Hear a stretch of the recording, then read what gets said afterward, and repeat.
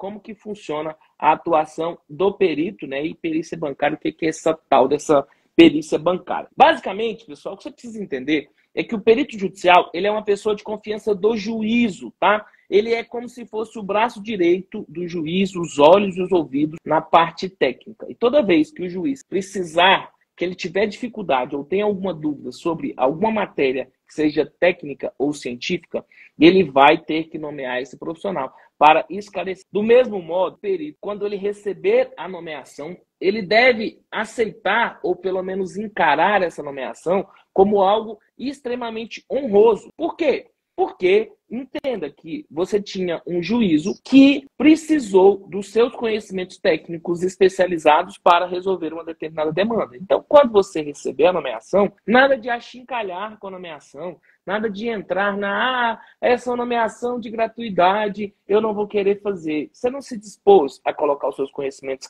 à disposição do Poder Judiciário? Você não sabe que a regra de tudo, a regra do mundo todo, é você começar ganhando menos, depois você ir aumentando os seus ganhos? Se isso é natural para tudo na vida, é natural que você também inicie na carreira como perito, ganhando menos do que o peritão, do que aquele profissional que tem mais experiência. Então, do mesmo modo, você deve aceitar a nomeação que você receber de modo honroso, cumprindo o que o juiz determinou e o que as partes solicitaram. E você precisa emitir o seu laudo do modo mais imparcial possível para que você consiga auxiliá-lo a proferir uma sentença do modo mais justo possível. Eu preciso que você entenda que quando o juiz ele emite uma sentença, ele vai emitir a sentença baseado em tudo que ele viu ali ao longo do processo. E por isso que é tão importante você, como profissional especializado, que você coloque todo o seu conhecimento, toda a sua inteligência à disposição desse juízo, exatamente para que ele possa ter uma opinião técnica especializada que vá permitir que ele entregue a verdade para as pessoas, que vai permitir que ele entregue para cada um o que cada pessoa tem de direito. Agora, infelizmente, a atuação de um outro profissional, que é tão importante quanto o perito judicial, que é o assistente técnico, acabou não recebendo os louros que ele merecia. Então, até o momento, sem receber tantos holofotes, existe um outro profissional com os mesmos requisitos de qualificação, ou às vezes até mais qualificado do que o perito judicial, que é o assistente técnico. Esse assistente técnico pode ser judicial ou extrajudicial. A boa prática jurídica, ela ensina que mesmo antes de ajuizar uma ação, o advogado ele vai contratar um profissional que seja legalmente habilitado e especializado no objeto da perícia, que será discutido naquele processo, para que esse profissional possa atuar como assistente técnico extrajudicial. É esse profissional que vai analisar tecnicamente a questão e vai emitir um parecer, explicando em termos de causa e efeito o motivo técnico daquele processo judicial. Observe o seguinte, cara, esse profissional que vai atuar como assistente técnico extrajudicial, ou seja, ele vai atuar antes mesmo de haver o ajuizamento da demanda e, caso não tenha um fundamento técnico, não convém ao cliente e ao advogado se aventurar em busca de uma situação que efetivamente não aconteceu. É preciso que os advogados entendam que se o que ele está buscando tem como fundamento alguma questão de natureza técnica ou científica, o papel do assistente técnico será demonstrar, mesmo que seja de modo muito preliminar e precário, o fundamento técnico daquela situação. Ora, é a opinião do assistente técnico, a opinião especializada, tá, do assistente técnico, que vai delinear para o advogado quais são os pontos técnicos que serão discutidos ao longo do processo. E mais do que isso, é o trabalho do assistente técnico, o trabalho inicial do assistente técnico judicial, que vai criar a base probatória dos pontos que serão levantados para o juiz decidir. Então, toda vez que eu tiver uma ação que tenha como fundamento da ação alguma questão técnica ou científica, eu preciso contratar um assistente técnico. Para que eu vou contratar esse assistente técnico? Para que esse assistente técnico possa analisar aquela situação como um todo, verificar se a tese que o advogado está querendo ajuizar é interessante ou não, E a partir dessa análise da técnica, aí sim, o profissional que é especializado no assunto vai conseguir emitir um parecer especializado para te falar se é interessante ou não ajuizar essa ação. Então vamos lá. Edilson, você está me falando que o bom advogado, o advogado que entende das questões, eu vou falar para você, os grandes escritórios de advocacia só atuam dessa forma, tá? O que eles fazem? Primeiro, eles entram em contato com o perito, o assistente técnico, para que o perito verifique se compensa ou não entrar com aquela demanda. Imagina o seguinte, imagina que aparece, eu vou trabalhar uma situação bem esdrúxula para você entender como que funciona a atuação do profissional que é especializado. Eu quero que você pense o seguinte, olha, uma pessoa, aconteceu um acidente de trabalho com ela. Então aconteceu, eu tô com o material aqui em cima da mesa, ele fica balançando. Né? Mas aconteceu um acidente de trabalho. Isso é um fato, tá bom? Isso é um fato. Aconteceu um acidente de trabalho. Aconteceu um acidente de trabalho e o que aconteceu? A pessoa, o trabalhador, ele alega que ficou com sequelas relacionadas a esse acidente de trabalho. Pergunta para você, então, você é o advogado, chegou um trabalhador lá no seu escritório e o que o trabalhador falou para você? Olha, aconteceu um acidente de trabalho, tem aqui o comunicado de acidente de trabalho e eu fiquei com lesão. O que vai acontecer, você advogado? Você vai lá analisar a pessoa para saber se ficou com uma lesão ou não? Não, claro que não. O que você vai fazer? Você vai primeiro falar à pessoa, ficou a lesão? Ficou. Então vamos fazer o seguinte, vamos contratar um médico que seja especializado nessa área que você falou que está lesionado. Ah, foi uma fratura, então deve ter um ortopedista especializado nessa área. Ah, eu fiquei com problema no ouvido, não estou ouvindo mais, eu estou ouvindo mal. Vamos contratar um otorrinolaringologista. Otorrinolaringologista. Ah, Edilson, eu fiquei com problema na fala. Você vai contratar um otorrinolaringologista. Ah, Edilson, depois desse acidente, o que acontece? Eu tenho uma arritmia cardíaca. Então tem que ser o quê? Um cardiologista. Ah, Edilson, depois desse acidente, eu tenho um problema no trato digestivo. Então vai ter que ser um profissional ali do trato digestivo. Não sei o que é. Mas você entendeu que o advogado não vai simplesmente falar o seguinte, o cliente fala, olha, eu não estou ouvindo bem mais. Aí o advogado fala, se você não está ouvindo bem, vamos ajuizar uma ação. E aí nós vamos ajuizar a ação para exigir que aquela empresa te indenize. Não, peraí, vamos verificar essa história mesmo. Vamos verificar se essa história é verdadeira. Sabe por quê? Porque o advogado não tem tempo para perder. E se o cliente não estiver falando a verdade? E se aquela situação não tiver acontecido efetivamente? E se o problema que o cliente está tendo não tem relação direta com o acidente de trabalho que foi gerado? Ah, então o advogado que é bom, o advogado que é especializado não vai entrar nessa aventura jurídica. A mesma coisa acontece quando você estiver atuando em qualquer uma das outras áreas. O que o bom advogado tem feito, o que o advogado inteligente está fazendo, o que o advogado que sabe efetivamente o que ele quer, porque também tem um aventureiro, tem aquele cara que quer entrar de qualquer jeito, mas esse cara não está ganhando dinheiro. O advogado que está ganhando dinheiro, ele sabe que ele precisa do assistente técnico. E o que o assistente técnico vai fazer? Ele vai analisar o processo. E analisando o processo, ele vai decidir se analisei essa situação, vou contratar um profissional especializado sobre isso, porque o advogado não sabe sobre acidente de trabalho, ele não sabe sobre lesão que gerou na pessoa e principalmente a causa dessa lesão.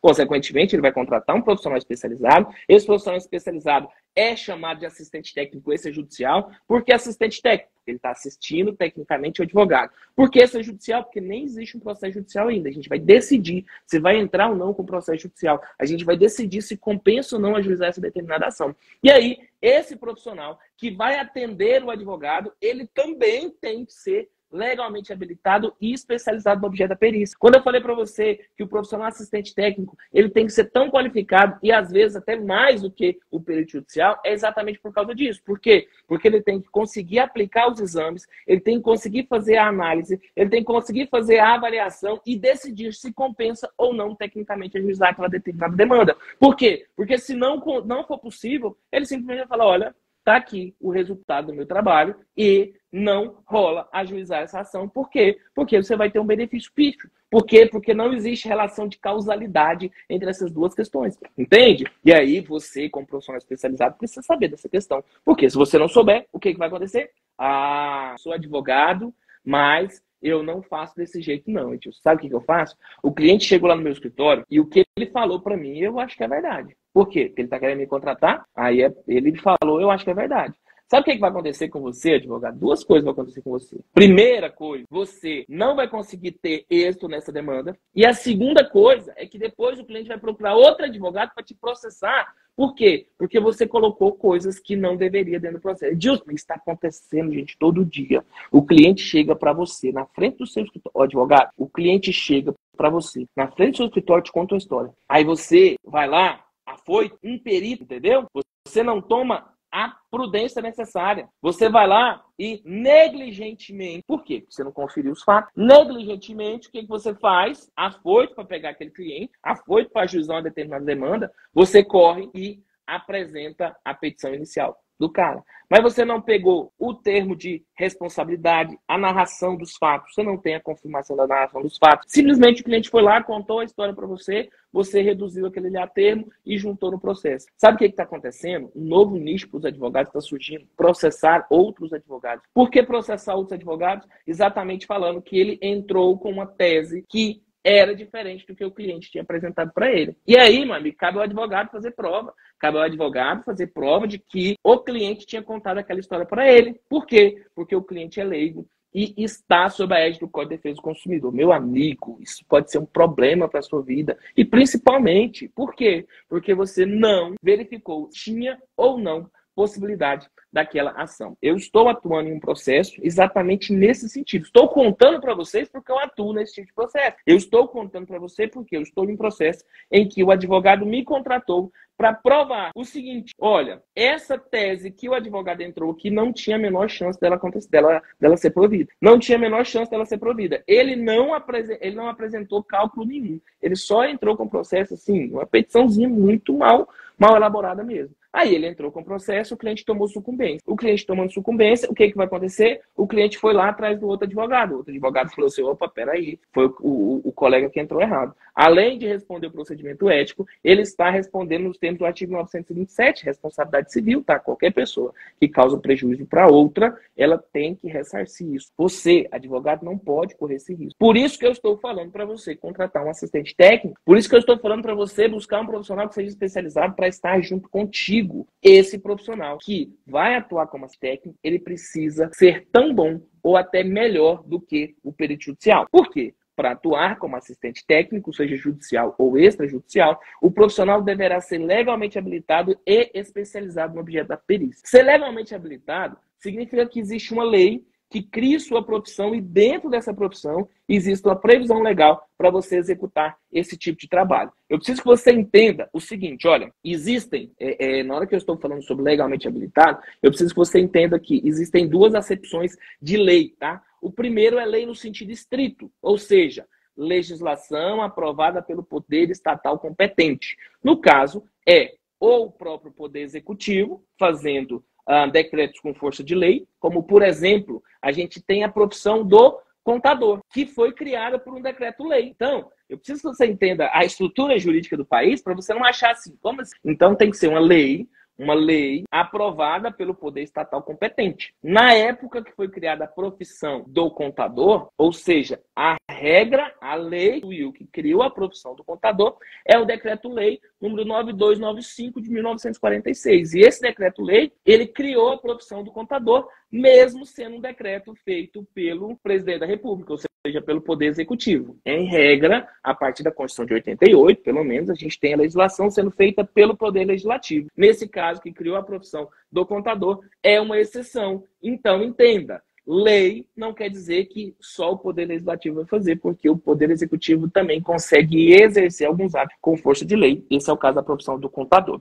Agora, existem outros casos em que a legislação é oriunda do próprio Poder Legislativo, que a função primária do Poder Legislativo é criar lei, né? Como, por exemplo, a Lei 1411, de 51, que cria a profissão do economista. Aí é uma outra legislação que foi criada pelo próprio Poder Legislativo. Ou a Lei número 4679, de 64, que cria a profissão do administrador. Isso é lei em sentido estrito. Agora, eu tenho uma lei no sentido lato. O que seria lei no sentido lato? Por exemplo, então eu tenho uma legislação, uma lei que criou a profissão do contador. Uma lei que criou a profissão do contador, Decreto-Lei número 9295 de 46. Aí ele deu poder para o Conselho Federal de Contabilidade criar outras regras, disciplinando a atuação do contador. E o que o Conselho Federal de Contabilidade faz? Ele emite resoluções. E essas resoluções são leis para os contadores. São leis que têm aplicação vinculada para os contadores. Somente os contadores estarão abaixo dessas determinadas regras. Edilson, por que você está me contando isso? Porque eu não falei para você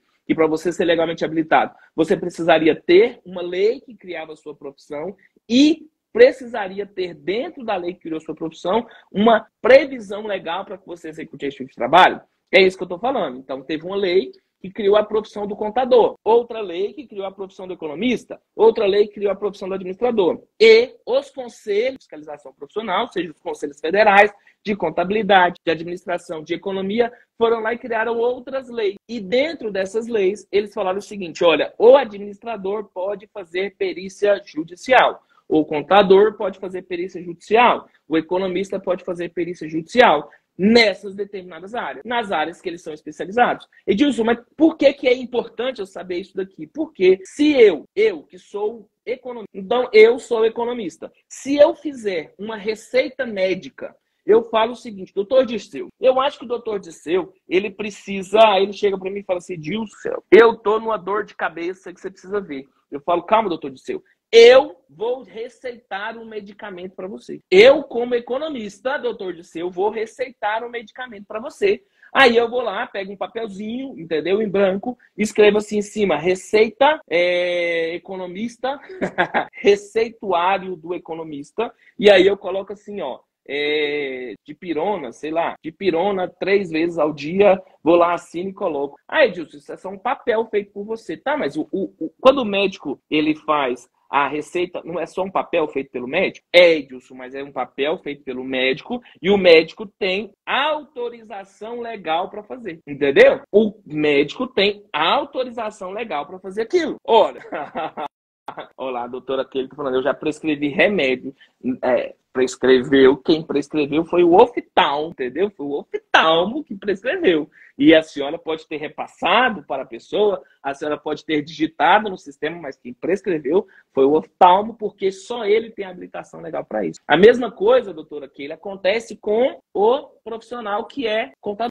Edilson, o contador vai poder prescrever um medicamento oftalmológico? Cara, não vai servir de nada. Por quê? Porque ele não tem habilitação legal. Doutora Kelly, não fale isso, sabe por quê? Porque isso é exercício irregular da medicina. Exercício irregular da medicina, diferente da contabilidade, é um crime, tá bom? Então, se fez, a gente não conta, tá bom? Então, eu já vou te dar essas dicas. Agora é o advogado que pulou aqui na frente para te falar, te arrumar um jeito de não ser presa. Então, não conta. Agora a gente está na internet, né? A gente está na internet, a gente não conta na internet as coisas que a gente faz errado na nossa vida. Então, não conta, porque exercício irregular da medicina, na verdade, exercício ilegal da medicina, ele é crime. E não faz isso não, tá? A gente não conta coisa errada que a gente faz, não. A gente só conta as coisas boas que a gente faz. Que é isso? Vamos lá. Vamos lá. Ó. Gente, qualquer outro colega que tiver assim, não conte as coisas erradas. Você só conta as coisas certas. As coisas erradas. Deixa aqui. Se necessário, alguém vai descobrir um dia. Então, o que eu estava te falando? Eu estava falando sobre o assistente técnico. O assistente técnico que estava falando. Isso, foi outra pessoa. Invadiram sua conta aqui. Só foi isso, tá? Então, ser legalmente habilitado significa que você tem uma autorização legal, tem uma lei que criou sua profissão e essa sua profissão criou o direito de você fazer esse determinado trabalho. Eu tô te contando isso, sabe por quê? Porque aparece engenheiro e pergunta assim, Edilson, eu sou engenheiro. Se eu te falar que eu sou melhor de cálculo que os contadores, você não acredita. E eu falo para ele, eu acredito sim, porque a gente que é contador não é muito bom de cálculo, não. Ah, Edilson, mas vocês não fazem conta? Mas a gente não é calculadora. Edilson, então, se eu sou engenheiro e tenho um cálculo para ser feito, eu vou conseguir fazer esse cálculo melhor. Aí eu vou falar assim, beleza, pode até ser. Mas você pode fazer esse cálculo. Vocês já pegaram uma receita de um médico? Você acha que você conseguiria escrever melhor do que o médico? A Edilson, letra de médico é muito bagunçada. Ave Maria! Eu consigo escrever muito melhor a receita. Mas adianta você escrever a receita do médico se você não tem habilitação legal? Não, não adianta. A mesma coisa acontece com o engenheiro que quer fazer perícia na área bancária. Por quê? Porque o engenheiro, ele tem uma lei que criou a profissão do engenheiro, mas dentro da legislação do engenheiro não existe a previsão para que ele faça perícia na área bancária. Entendeu? Ai, Deus, eu conseguiria prescrever esse medicamento com uma letra muito melhor do que a do médico. Tá, mas não ia servir para nada. Ah, Edilson, eu sou engenheiro e eu conseguiria fazer os cálculos melhor do que esse contador. Tá bom, mas não serve para nada. Por quê? Porque você não tem habilitação legal, você não tem direito de fazer esse determinado trabalho. E aí, é importante eu falar para os advogados também. Por quê? Porque às vezes entra o advogado, aí ele vai contratar um contador, o contador manda um determinado preço. Ele vai contratar um administrador, o administrador manda um preço. O economista manda um preço. Aí ele contrata um engenheiro que estava fazendo aquele serviço de transporte especializado, que eu não vou falar o nome para não gerar problema, né? Mas estava fazendo aquele serviço de transporte especializado de passageiros no carro próprio. E aí o que aconteceu? O engenheiro falou, não, peraí, de cálculo eu sei, eu vou fazer. Só que não terá validade. Por que não terá validade? Porque o engenheiro não tem habilitação legal, ou seja, ele não tem permissão legal para fazer determinado tipo de trabalho. Agora, eu posso contratar? Dilson, eu sou advogado, estou assistindo essa aula e eu quero contratar. Rapaz, pode de tudo. Estamos no Brasil, apesar do... eu procuro problema, né? Daqui a pouco vocês vão ver a quantidade de pessoas da live cai porque eu falo essas coisas que eu não devia. Ou derrubo meu perfil porque eu falo essas coisas que eu não devia. Apesar do que o STF tem feito, nós ainda estamos num regime democrático de direito. Se nós estamos num regime democrático de direito, nós temos o quê? A permissão para fazer tudo que a lei não proíbe. Então, Edilson, a lei proibiu você de contratar um engenheiro para fazer o cálculo bancário? Não, a lei não proibiu. Ou seja, você pode sim contratar. Edilson, mas e aí? E aí? É a mesma coisa de eu assinando uma receita. É a mesma coisa de eu ensinando um projeto de engenharia. Ah, se eu entrar aqui, eu juro para vocês, não é me gabando coisa nenhuma não, mas se eu entrar aqui e eu gastar 30 horas estudando, eu aprendo a fazer um projeto de engenharia. Dentro desses softwares que tem aí, desse software novo, 30 horas você consegue aprender uma coisa e ficar bom nessa coisa. Eu consigo fazer um projeto de engenharia. Edilson, vai servir para que esse projeto de engenharia? Cara, não tem valor. Por quê? Porque eu não tenho habilitação legal para fazer esse trabalho. Eu preciso ser muito claro, ser muito honesto. Por quê? Porque não adianta você, que é engenheiro, entrar para a comunidade de perícia falando o seguinte, eu vou fazer perícia bancária. Não vai. Por quê? Porque lá estará como assistente técnico um administrador formado pela comunidade, um contador formado pela comunidade, um economista formado pela comunidade, a primeira coisa que ele vai fazer é, opa, esse profissional não tem habilitação legal. Ah, Edilson, mas eu posso ter sorte de não encontrar nenhum membro da comunidade lá. Você pode ter sorte.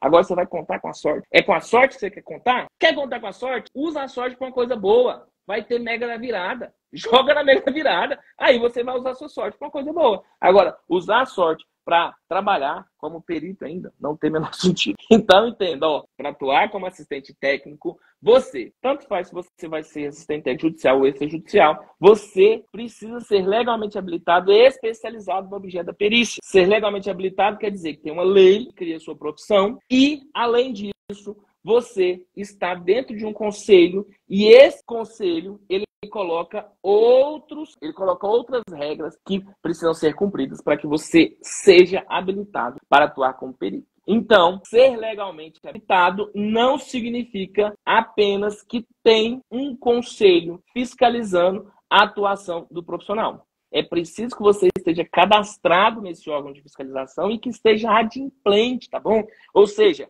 você, para atuar como perito ou como assistente técnico, você precisa estar em pleno gozo das prerrogativas da sua profissão. Importante falar uma coisa, porque agora estamos ampliando o nosso leque de pessoas ouvindo o nosso trabalho, então eu preciso reforçar para o perícia grafotécnica. Perícia grafotécnica ainda não tem um conselho de fiscalização profissional. Em não existir um conselho de fiscalização profissional, aí essa regra é óbvio vai se aplicar, tá? Então, se a sua formação não exige o registro em um conselho de fiscalização profissional, é importante que você veja junto à instituição que você se formou quais são os requisitos de acesso à sua profissão. Por exemplo, um profissional que seja tecnólogo, onde que ele vai se registrar? Possivelmente no Conselho Regional de Administração. Mas aí convém você voltar lá onde você fez o curso e verificar com ele como que você faz para se tornar um profissional legalmente habilitado. Olha, além de você ser legalmente habilitado, você precisa ser especializado no objeto da perícia para a qual você está sendo contratado. É importante que você lembre que o assistente técnico é o auxiliar do advogado nas questões técnicas que envolvam o processo. Ora, se o juiz precisa estar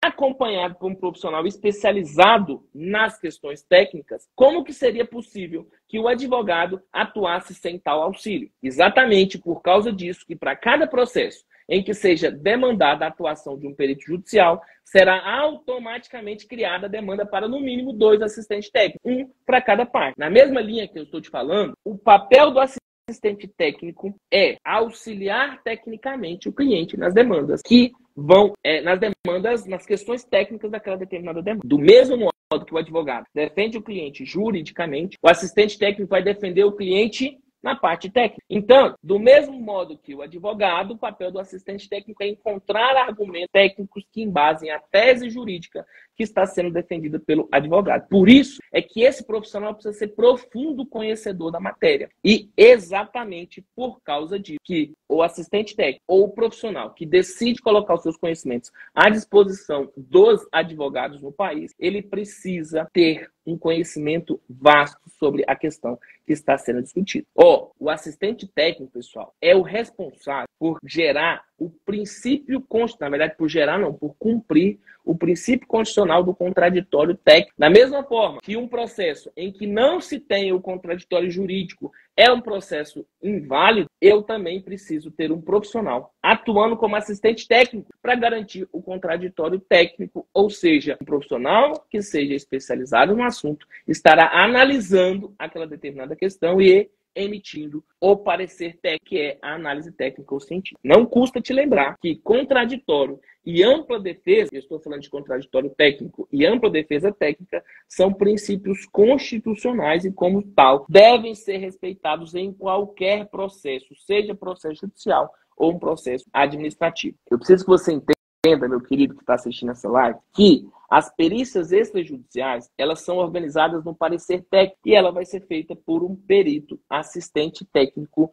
extrajudicial. Esse trabalho, ele vai ser feito antes da ação ser ajuizada, exatamente para embasar os pedidos que serão feitos pelo advogado. De todo modo, eu preciso que você compreenda o seguinte, olha, o trabalho do assistente técnico é auxiliar o advogado em questões técnicas relativas àquele determinado processo. Se ele estiver atuando como assistente técnico judicial, ele vai estar atuando, elaborando quesitos e impugnando o trabalho do pericial. Se ele estiver atuando como assistente técnico extrajudicial, o papel dele é construir a fundamentação técnica e a base probatória sobre a qual o advogado vai construir a fundamentação jurídica. Então, a estrutura técnica vai ser feita toda pelo assistente técnico extrajudicial e o advogado vai compor aquela estrutura com os argumentos jurídicos. Olha, quero pedir para você que está assistindo ao vivo, se você tiver alguma dúvida sobre esse assunto, não comenta no chat, tá? Por quê? Porque eu não consigo ver todas as questões do chat. Eu quero pedir que você tem uma caixinha aqui, ó, uma bolinha com interrogação dentro, coloca a sua pergunta aí, que eu vou responder. Se você estiver assistindo por meio de uma gravação, aí você vai ter que fazer a pergunta abaixo do vídeo, que aí eu tento responder em uma outra aula também. E se você tiver sugestões de aulas ou tópicos que você queira ver abordados aqui, lembrando que nós estaremos em live, né? Então não tem como eu abrir e fazer cálculos aqui com você. Mas a explicação, a fundamentação da live, eu consigo explicar para você. Aí você pode colocar também abaixo do vídeo no perfil do Instagram também, tá bom? Então vamos lá, ó. Eu preciso que você entenda que o fato de você ter apresentado, você advogado, ter apresentado um parecer técnico dentro do processo, ele não exclui a possibilidade de juiz nomear um perito. Na verdade, quando você traz o seu trabalho técnico fundamentado em um parecer, técnico, seu trabalho jurídico fundamentado em um parecer técnico, isso aumenta a necessidade do juiz de fazer o quê? De contratar um perito judicial.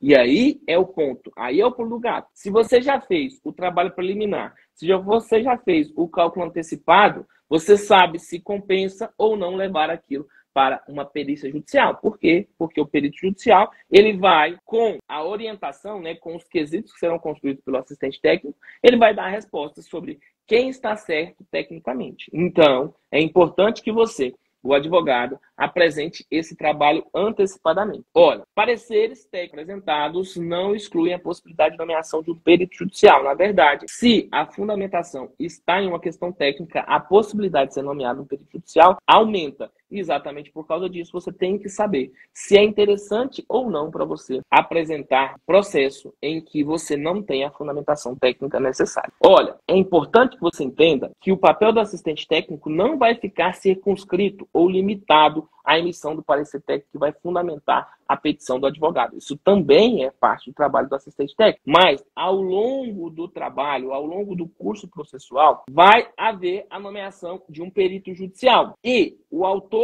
e o réu, eles poderão ficar um assistente técnico para acompanhar o trabalho do perito e para elaborar os cálculos. Por quê? Porque é óbvio que você, advogado, se antes do cliente ajuizar a ação, vou retomar aquele nosso exemplo lá, primeira coisa que eu falei para você sobre acidente de trabalho que gerou uma lesão no trabalhador. Da mesma forma que você, advogado, não consegue medir a extensão dos danos desse acidente de trabalho, a mesma coisa vai acontecer com você, advogado, que não vai saber medir qual a parte técnica daquele determinado processo. Então, você não vai conseguir fazer os quesitos certos, as perguntas que precisam ser feitas para provar o ponto de vista do seu cliente. Logo, você, advogado, vai precisar contratar o assistente técnico judicial. O assistente técnico judicial é esse profissional que trabalha dentro do processo judicial. Ele vai entrar dentro do processo para quê? Para criar os quesitos e fortalecer a estratégia técnica para aquela ação que o advogado está fazendo juridicamente. Então, no curso do processo judicial, quando for feita a nomeação do perito judicial, as partes do processo, tanto o autor quanto o réu, cada uma eles poderão nomear uma pessoa ou indicar uma pessoa de sua confiança para acompanhar o trabalho técnico que vai ser feito pelo perito nomeado. Esse profissional, que também precisa ser especializado na matéria que está sendo discutida, é chamado de assistente técnico judicial. O papel do assistente técnico judicial é acompanhar o trabalho do perito e proporcionar o efetivo contraditório técnico, que está lá no artigo 5º, inciso 55 da Constituição Federal. Olha, é o assistente técnico que vai verificar se o trabalho do perito está correto, se o trabalho que ele apresentou, se o cálculo que ele apresentou está correto e se as conclusões que o perito chegou estão condizentes com o trabalho técnico que deveria ter sido feito.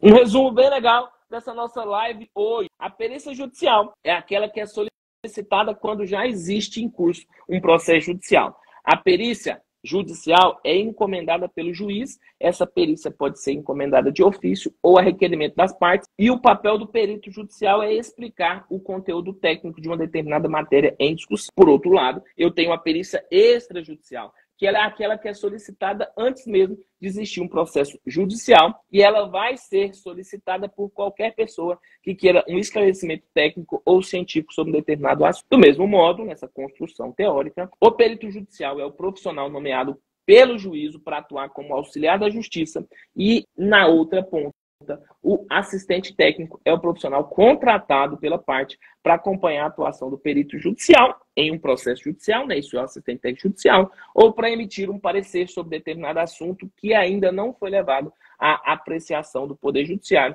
Esse é o assistente técnico extrajudicial.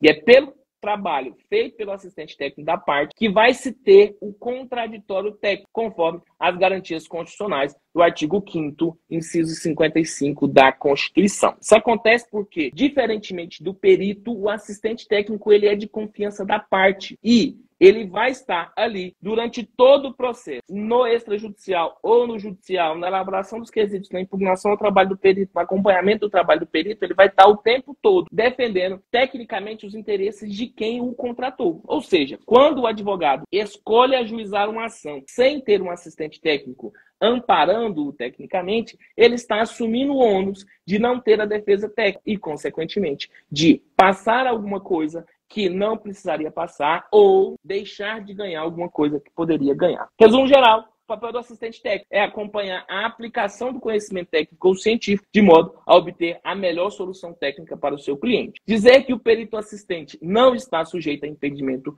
ou suspeição significa dizer que o trabalho dele é claro. O trabalho do assistente técnico é defender a parte que o contratou, de modo que o trabalho feito pelo perito, que é imparcial, seja benéfico para a parte que contratou o assistente técnico. Eu espero que esses pontos tenham esclarecido você sobre a atuação do profissional dentro da perícia judicial. E agora eu vou para as perguntas. Se você tiver dúvidas ainda, coloca as suas perguntas aí diretamente nessa bolinha, tá? Coloca nessa bolinha e eu vou responder cada uma também. Vamos aqui. Doutora Daniele de Souza está perguntando o seguinte: os cursos são voltados para administradores, contadores e economistas. O advogado consegue entender e principalmente e fazer os cálculos, principalmente bancário? Vamos lá, doutora. A pessoa que ela consegue, né? Se a pessoa não for, nem sei se eu posso falar isso, mas se não for bunda mole, aquela pessoa que desiste de tudo, essa pessoa consegue fazer. Agora me fala o seguinte: você acha que o advogado vai conseguir, e assim, é possível que ele consiga? Edilson, tem alguns advogados que são fora da regra, são os advogados que são muito bons, blá, blá, blá. Beleza. Agora, você está achando que você vai conseguir dominar a técnica jurídica e a técnica de cálculo também, tudo assim, automático, mágico? Edilson, então quer dizer que o advogado não precisa saber de cálculo? Não, não foi isso que eu expliquei. Vou falar de novo para você entender claramente como que funciona a questão. Se você é advogado, você vai precisar saber fazer a parte de cálculo. Não para você executar, mas para você conferir o trabalho que está sendo feito pelo perito. Se você é advogado, você vai precisar saber como que se constrói a argumentação técnica daquela questão. Você vai precisar saber como que faz a construção daqueles cenários. Mas isso principalmente se você quer ter uma advocacia rentável. Como assim, Edilson, uma advocacia rentável? Cara, não tem como você, que é o advogado, contratar... Primeiro, se você ficar ali fazendo planilhazinha, você já não... Cara, o tempo que você está tentando aprender a fazer planilhazinha, você contrata um assistente técnico e vai captar cliente. Você precisa atender cliente, você precisa captar cliente. É cliente que põe dinheiro dentro do seu escritório. Edilson, é porque eu vou economizar R$500 com perito. Parabéns, você está economizando R$500, está perdendo a chance de pegar um cliente que vai trazer 10, 20 mil reais para o seu escritório de honorário. Parabéns, você está fazendo uma escolha muito sábia mesmo. Agora, Edilson, então quer dizer que eu que sou advogado, eu simplesmente largo a situação, eu simplesmente falo o seguinte: olha, você que é o assistente técnico, vamos contratar aqui o Dr. Ronivan. Dr. Ronivan, que é meu assistente técnico, eu entrego para ele que se vire. É assim que funciona. Na hora que você contrata funcionário para sua empresa, é assim que funciona. Você larga na mão deles e fala: cara, que você se vira. Não, o que você tem que fazer? Acompanhar. E para você acompanhar, o que é que você precisa saber? O mínimo. Eu preciso saber o mínimo. Eu não preciso montar a planilha de ponta a ponta, mas eu preciso conferir para ver se essa planilha pelo menos tem lógica. Exatamente isso que o advogado vai precisar fazer. Então, dentro da comunidade de perícia bancária, ela não é voltada para advogado. A linguagem não é feita para advogado, ela é feita para administradores, contadores e economistas que querem aprender como atuar com perícia. Agora, Edilson, eu como advogado vou aprender? Você vai aprender mais do que um monte de curso que tem por aí. Por quê? Porque você concorda comigo que para você, o perito que vai fazer a fundamentação técnica, ele tem que entender muito da tese que está sendo trabalhada no processo. O perito que vai fazer a fundamentação técnica, ele precisa entender não só de cálculo, mas principalmente sobre o que está acontecendo em termos de jurisprudência, de orientação do STJ, de decisões do STJ. Ele precisa saber disso. Não é apenas, eu sei fazer 1 mais 1 é 2, o Excel sabe. Então, o que a gente precisa e o que a gente forma dentro da comunidade de perícia são profissionais extremamente qualificados para entender como que funciona a questão dos cálculos, como que funciona a aplicação daquele caso concreto, porque cada contrato é de um jeito, cada banca é de um jeito, cada processo é feito de um jeito. Não tem, assim, uma solução mágica, uma planilha que vai resolver todos os meus problemas. O cara que te falou que tem essa planilha que vai resolver todos os problemas, ele tá mentindo para você. Por quê? Porque cada contrato tem uma situação, cada cliente tem uma situação. Às vezes você pega contrato do mesmo banco, da mesma cooperativa de crédito, e esses contratos estão diferentes. Por quê? Porque eles estão tratando de coisas diferentes. Então não cai nessa história de que vai existir um sisteminha e esse sisteminha vai resolver o problema para você. Não vai. Vai ter uma planilha que vai resolver. Não vai. Da mesma forma que não é só o cliente chegar lá e pegar um vadimeco e rumar na cabeça do juiz para ele ganhar a causa. Não é assim que funciona. Precisa do quê? Da argumentação. O papel do advogado não é esse? Ah, Edilson, se o juiz já sabe a lei, era só o cliente chegar lá e falar para o juiz qual que é o problema dele e simplesmente não precisar nem de advogado. Ei, não é funciona. Você que é advogado sabe que não é assim que funciona. Por que na área técnica seria assim? Ah, mas é porque o advogado é essencial à administração da justiça. Porque sabe por que está isso na Constituição? Você não tem que falar se está na Constituição, mas tem que saber por que está na Constituição. Está na Constituição porque as pessoas comuns, elas não conseguiriam, primeiro, entender a complexidade das leis sendo associadas entre si, mais do que isso. Elas não conseguiriam chegar lá no juiz e falar para o juiz, olha, eu tenho esse determinado direito que foi violado. Elas não teriam essa capacidade. Então, por isso, se colocou o advogado como essencial à justiça, não ao poder judiciário. Você entende que o advogado não é essencial ao poder judiciário, mas sim à justiça. E em sendo essencial à justiça, o papel dele é pegar o que efetivamente aconteceu, traduzir para que possa entregar o benefício para cada um, ou seja, para o juiz exercer a tal da jurisdição. Da mesma forma que o advogado precisa transformar o que aconteceu no mundo em questões jurídicas, ele precisa de alguém que vai transformar o que aconteceu no mundo em questões técnicas. E quem vai transformar essas questões que aconteceram no mundo em questões técnicas é o assistente técnico ou o perito judicial. O assistente técnico vai estar buscando o interesse de uma parte ou da outra e o perito judicial vai estar imparcial ali, de acordo com o que foi solicitado. É a mesma coisa. Tem muitos advogados que perguntam assim, não, já que vai ter perícia lá na frente, eu vou deixar para, na época que for nomear o perito, a gente apresentar esses cálculos corretamente. Pois é, o advogado que fala isso, ele é a mesma coisa de falar o seguinte, olha, eu não vou apresentar meus pedidos agora e eu vou deixar o cliente lá sozinho. Por quê? Porque o juiz já sabe a lei. Para que eu vou fazer fundamentação jurídica? O juiz já sabe a lei, é obrigação do juiz conhecer a lei, então eu não vou fazer fundamentação coisa nenhuma.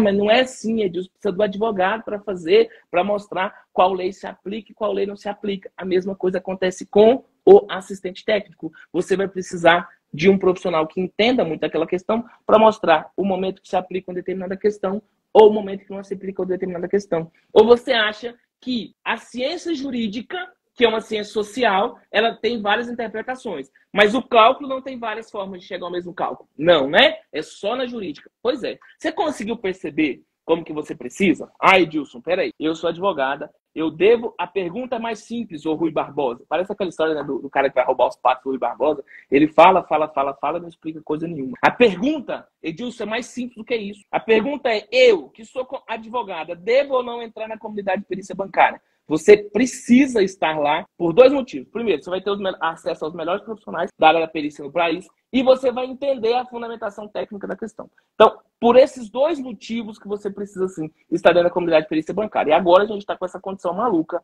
A comunidade de perícia bancária, trabalhista, tributário, previdenciário, mais 22 cursos, já tem 22, né? 22 cursos, tudo isso por um preço absurdamente baixo. Então, não tem nem sentido você não estar participando conosco. Agora, Edilson, eu vou entrar na comunidade de perícia bancária porque eu quero aprender a fazer os cálculos, não sei o que, não. Você vai entrar na comunidade de perícia bancária, você vai entrar na comunidade de perícia, na verdade. Você vai entrar na comunidade de perícia para você elevar o entendimento da base técnica daquela sua questão. Mas o papel de construir planilha, de fazer a fundamentação técnica, vai ter que ser feita por um profissional especializado. Por quê?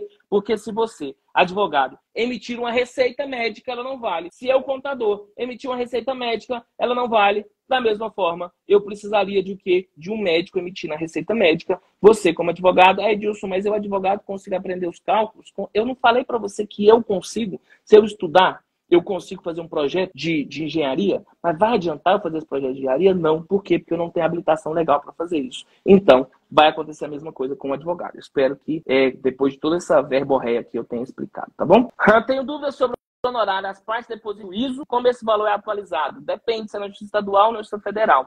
Na Justiça Estadual, de acordo com índice de reajuste da poupança, remuneração da poupança, IRP e na Justiça Federal é só TR. Agora, é bem fácil saber disso. Se você digitar no Google como os honorários periciais, quando o depósito judicial é remunerado, você vai cair na página do Banco do Brasil. E lá na página do Banco do Brasil ele mostra exatamente como que é feita essa remuneração, entendeu? Muito simples, muito tranquilo, tá bom? Então, é assim que ele é remunerado. Em não havendo mais perguntas, eu quero agradecer vocês que participaram comigo dessa nossa aula. Um grande abraço para vocês, fique com Deus e até a próxima. Valeu, tchau.